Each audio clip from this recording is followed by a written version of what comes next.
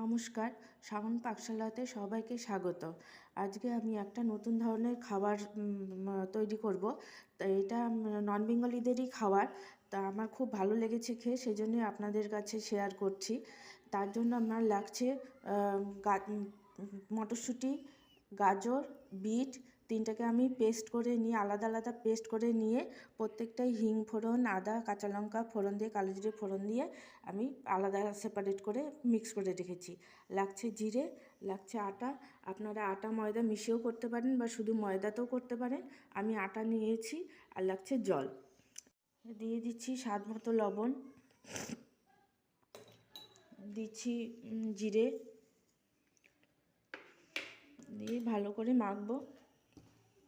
ময়ম দেওয়ার জন্য দিচ্ছি সাদা তেল, দিয়ে ভালো করে আমি ময়ম দিয়ে নেব। আমার ময়ম দেওয়া হয়ে গেছে। এখন আমি মটরশুঁটি দিয়ে আটাটাকে ভালো করে মেখে নেব। আমার এটা মটরশুঁটি দিয়ে আটা দিয়ে ডোটা বানানো হয়ে গেছে। এখন আমি গাজর দিয়ে এইভাবে একইভাবে ডোটা মেখে নেব। এখন আমি গাজরটা দিয়ে আটা দিয়ে ডোটা করে নেব। আমি বিট দিয়ে আটা দিয়ে ডোটা বানিয়ে নেব। আমার তিনটে ডো বানানো হয়ে গেছে, মটরশুঁটির ডো, গাজরের ডো, বিটের ডো। এখন আমি পরোটাগুলো বেলে নেব। লেচি থেকে প্রথমে আমি মটরশুঁটি লেচিটা কেটে নিয়েছি। এখন আমি গাজরের ডো থেকে লেচি কেটে নেব। লেচি কেটে ঠিক এইভাবে আমি করে নেব। তারপরে দেব গাজরের ডো থেকে বিটের ডো থেকে বিটটা নেব। বিটের লেচিটা এর মধ্যে লাগিয়ে দেব। এইভাবে এখন আমি পরোটাটা বেলে নেব। পরোটা আকারে বেলা হয়ে গেছে। আমি আটা দিয়ে বেলেছি সেহেতু মটরশুঁটির লেচিটা বোঝা যাচ্ছে না। এখানে মটরশুঁটি মাঝখানে দিয়েছি, আর সাইডে দিয়েছি গাজর, আর এক সাইডে দিয়েছি বিট। আপনারা বাচ্চাদের টিফিনে বা নিজেরাও নিজেদের অফিসের টিফিনে এটা খেতে নিয়ে যেতে পারেন। বানিয়ে যেমন টেস্টি হয় তেমনি খেতেও খাওয়াটাও উপকার।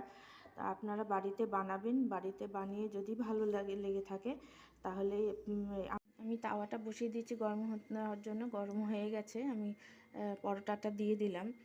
এখন আমি আগে পরোটাটা সেঁকে নিয়ে তারপরে আমি তেল দিয়ে ভাজবো। তাহলে তেলটা কম লাগে, খাওয়াও ভালো। এটা আপনারা বাড়িতে করবেন, খাবেন। খেয়ে যদি ভালো লাগে, আমি তো এটার নাম দিয়েছি ট্রাই পরোটা। আপনারা একটু বলবেন যে এটার কী নাম দেওয়া যায়।